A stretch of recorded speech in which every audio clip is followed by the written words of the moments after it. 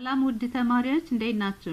አሁን ማሳያችሁ የስንብት ቃላቶችን እንዴት መጠቀም እንደምንችል እንግሊዘኛ ላይ ሰውን አብሮን የነበረውን ሰው ስንሸኝ ምንጠቀማቸው ቃላቶችን ነው ማሳያችሁ። መጀመሪያ አብሮን የነበረውን ሰው ስንሸኝ ጉድባይ እንላለን። ጉድባይ ማለት ደህና ሁን፣ ደህና ሁኝ፣ ደህና ሁኑ ማለት ነው። ቻው እንደማለት ነው።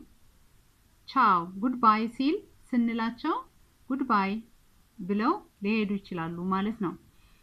ሌላኛው I hope to see you again በድጋሚ እንደማያችሁ በድጋሚ እንደማይህ ተስፋ አለኝ በድጋሚ እንደማይሽ ተስፋ አለኝ ብለን ቃላቶችን መግለጽ እንችላለን። ወይም ደግሞ I have we meet again I have meet again በድጋሚ እንገናኛለን እንደማለት ነው። I have meet again በድጋሚ አገኛችኋለሁ በድጋሚ አገኝሻለሁ ወይም በድጋሚ እንገናኛለን። I have meet again ብለን I have meet you again I have meet you again ብለን መግለጽ እንችላለን። በድጋሚ እንገናኛለን እንደማለት ነው። በሌላ አገላለጽ It was nice meeting you ማለት እንችላለን። መገናኘታችን ጥሩ ነበር። It was nice to meet you.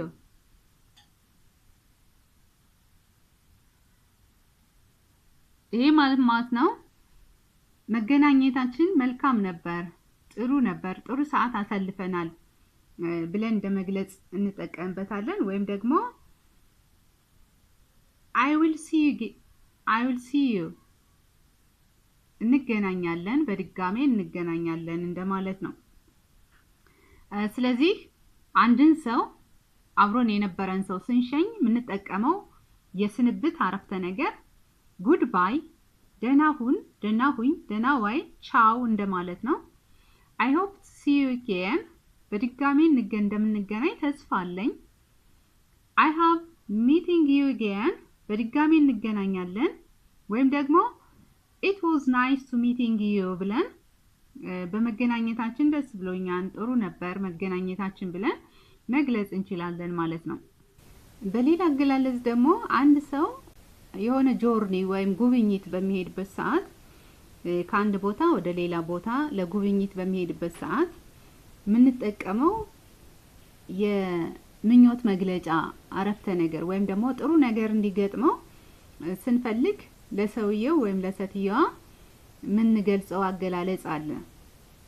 ወይም ways of wishing people in a good journey አንድ ሰው ወይም ሰዎቹ መልካም የሆነ የጉብኝት ሰዓት እንዲገጥማቸው ጉዟቸው መልካም እንዲሆን ስንፈልግ ምን ገልጸው የአረፍተ ነገር አጠቃቀም ስርዓታችን ምን መምሰል አለበት ነው። አንደኛው have a nice trip ልንል እንችላለን። have a nice trip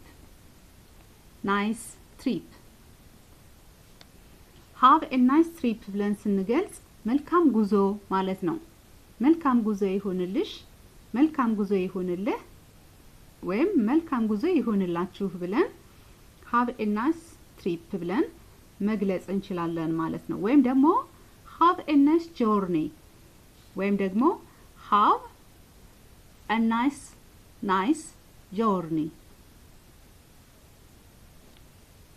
ተመሳሳይ ነው ትርጉሙ። have a nice journey have a nice trip ልንል እንችላለን።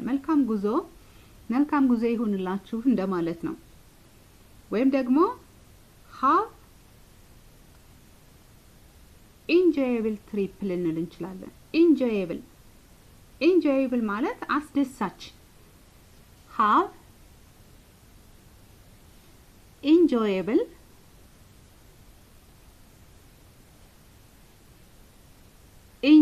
trip have enjoyable trip ማለት አስደሳች ጉዞ ይሁንልሽ፣ አስደሳች ጉዞ ይሁንላችሁ፣ ይሁንልሽ፣ ይሁንልህ እንደማለት ነው።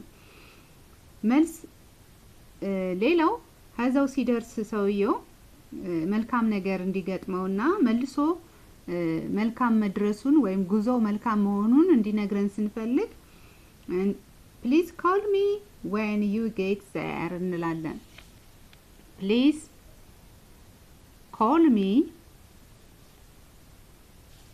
when you get there ምን ማለት ነው ይሄ? please call me when you get there ማለት እንደደረስሽ ደውይልኝ፣ እንደደረስክ ደውልልኝ፣ እባክህን እንደደረስክ ደውልልኝ፣ እባክሽን እንደደረስሽ ደውይልኝ።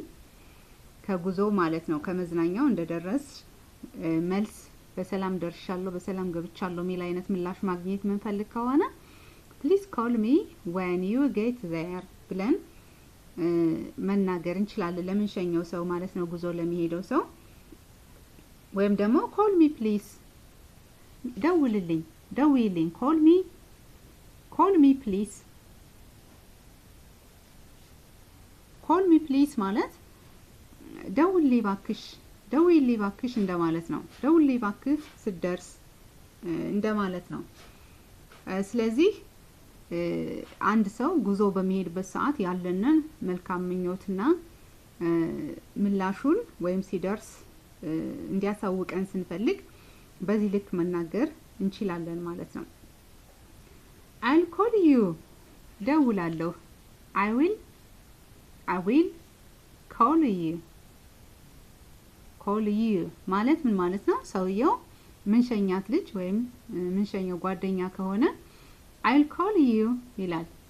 ደውላለሁ እንደማለት ነው። call me please ብለን okay I'll call you ብሎ ሊመልስልን ይችላል ማለት ነው። በዚህ ልክ አንድ ሰው ጆርኒ ወይም ትሪፕ ትራቭላንስ በሚኖርበት ሰዓት wishing for the travelers to be nice for our friends or families will be explained like this እንደዚህ በዚህ ሁኔታ የቤተሰቦቻችን ጉዞ መልካም እንዲሆን ስንፈልግ ምኞታችን በዚህ ልክ መግለጽ እንችላለን ማለት ነው። ሌላው ደግሞ አብሮን የነበረ ጓደኛ ወይም ጓደኛችን በአብሮን የነበረ ጓደኛ የሆነ ስራ ሲገጥመው ጥሎን እንደሚሄድ ወይም ደግሞ ወደ ስራው መሄድ እንዳለበት ሲገልጽ የሚጠቀመው ያገላለጽ ሁኔታ ምን እንደሚመስል አሳያችኋለሁ። if you excuse me if you excuse me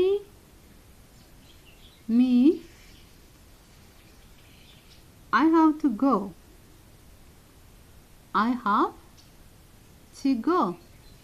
ምን ማለት ነው ይሄ?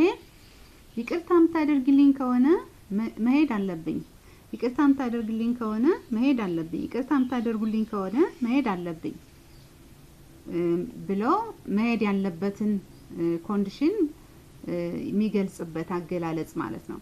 if you excuse me I have to go I have class to now ሊል ይችላል። አሁን ክላስ አለኝ መሄድ አለብኝ፣ ይቅርታ አሁን ክላስ አለብኝ መሄድ አለብኝ። ወይም ደግሞ I have journey now I have to go ሊል ይችላል። ጉዞ አለብኝ መሄድ አለብኝ ብሎ ሊጠይቅ ይችላል። በዚህ ሰዓት እኛ ምንሰጠው ምላሽ እንደዚህ ሲል ጓደኛችን አብሮን የነበረ ሰው መሄድ አለብኝ ሲል ምንሰጠው ምላሽ ምን ይመስላል? have a nice day እንላለን፣ ፈቃደኛ ሆነን ማለት ነው። have a nice day ምን ማለት ነው? መልካም ቀን ይሁንልህ፣ so long ciao have a nice day so long ማለት ቻው መልካም ቀን ይሁንልሽ፣ መልካም ቀን ይሁንልሽ፣ ቻው መልካም ቀን ይሁንልሽ፣ ቻው መልካም ቀን ይሁንላችሁ፣ ደህና ዋሉ እንደማለት ነው። ወይም ደግሞ the same to you ልንል እንችላለን። መልካም እኔም እንዳንተ መሄድ አለብኝ፣ እኔም እንዳንቺ ብለን ልንገልጽ እንችላለን ማለት ነው። እንደዚህ አይነት አንድ ሰው አብሮን የነበረ ሰው መሄድ በሚፈልግበት ሰዓት እንደዚህ አይነት ጥያቄ ሲጠይቀን ምን ሰጠው ምላሽ ነው ማለት ነው። if you excuse me I have to go ካለ have a nice day so long ወይም ደግሞ the same to you so long ልን እንችላለን ማለት ነው። ሌላው I think I must go now I think I must go now ምን ማለት ነው ይሄ መሄድ አለብኝ I think I must go now አሁን መሄድ አለብኝ ማለት ነው ስለዚህ መሄድ ካለበት must you go so soon must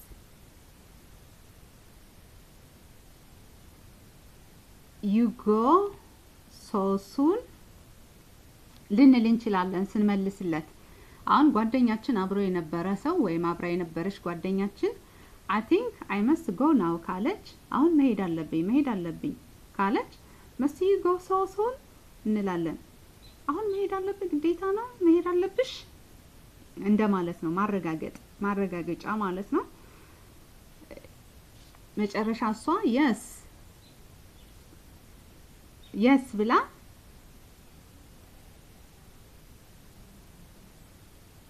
yes ብላ ያላትን ምላሽ ታስቀምጥ ትችላለች ማለት ነው yes ስትልና must I leave now I have an appointment ልትል ትችላለች must I leave now መሄድ አለብኝ አሁን እንደማለት ነው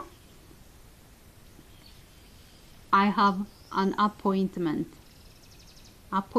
አለኝ ካለች የሆነ ፕሮግራም አለብኝ መሄድ አለብኝ እንደማለት ነው ፕሮግራም አለኝ መሄድ አለብኝ ብላ ልትመልስ ትችላለች ማለት ነው እንደነዚህ አይነት ጥያቄዎች ከጓደኞቻችን ጋር አብረን ቆይተን ጓደኞቻችን ጥለው ሊሄዱ ሲሉ ያነሱልን ጥያቄና እኛ መስጠት ያለብን ምላሽ ነው እንዴት መሆን እንዳለበት ማሳያችሁ ማለት ነው I think I must go now አሁን መሄድ አለብኝ must you go so soon ግዴታ ነው መሄድ አለብሽ አሁን እንደማለት ነው yes must I leave now I have an appointment መሄድ አለብኝ አሁን መሄድ አለብኝ ፕሮግራም አለኝ ብላ ጓደኛችን ልትመልስ ትችላለች ማለት ነው ስለዚህ እንደዚህ አይነት ኮንቨርሴሽኖችን እንዴት ለተግባቦት እንደምንጠቀምባቸው ነው የሚያሳየን ሌላው it is getting late ለምሳሌ it is getting